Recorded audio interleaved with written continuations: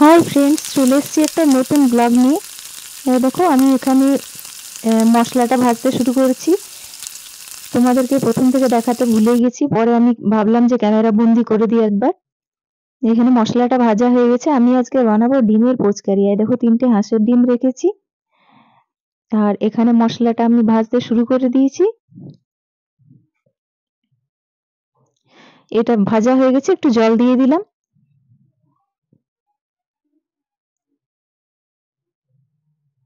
যতক্ষণে এই জলটা ফুটবে ততক্ষণে একটু ডিমগুলো পরিষ্কার করে নেব।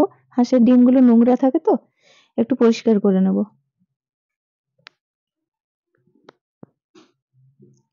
দেখো ডিমগুলো পরিষ্কার করে নিয়েছি। এবার ঝোলটা আমার ফুটে উঠেছে।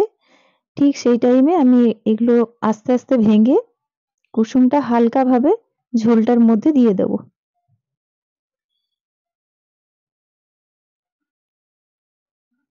একটা একটা করে ডিম ভেঙে আমি আস্তে আস্তে দিয়ে দেব।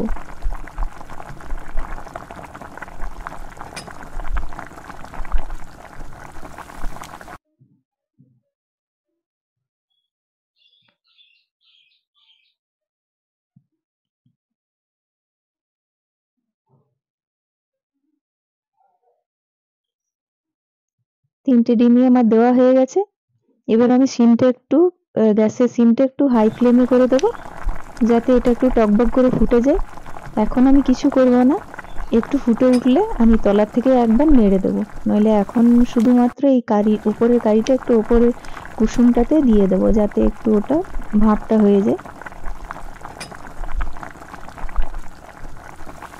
আমাকে সাউন্ডটা মিউট রাখতে হয়েছে, কেননা বাইরে মিউজিক সাউন্ড হচ্ছিল, তাই কপিরাইট যদি না চলে আসে সেই কারণে আমি পুরো সাউন্ডটাকে মিউট করে ফেলেছি।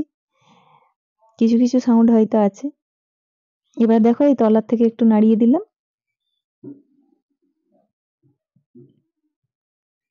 এবার একটু কসুরি মেথি নিয়ে হাতে করে চটকে চারিদিকে একটু ছড়িয়ে দেব।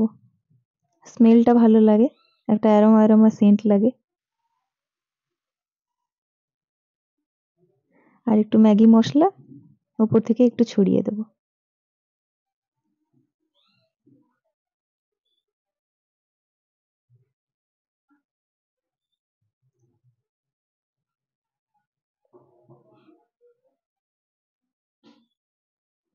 এবার আমি তলাটা নাড়িয়ে নেব। একটু হয়ে গেছে দেখো। ঠিক এই টাইমে এগুলোকে একবার পাল্টে নেব।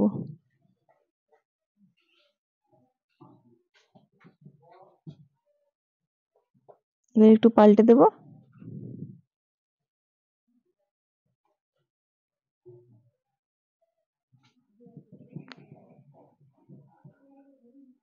ব্যাস একটু এটা কারিটা একটু কম হয়ে গেলেই আমার এটা কমপ্লিট হয়ে যাবে। একটু হাই ফ্লেমে করে দিলাম। দেখো হয়ে গেছে প্রায়। এটা কিন্তু রুটি ভাত তুমি যার সঙ্গে খাবে সেটাতেই ভালো লাগে কিন্তু। তবে আমি এটা বানিয়েছি রাতের বেলাতে রুটির জন্য।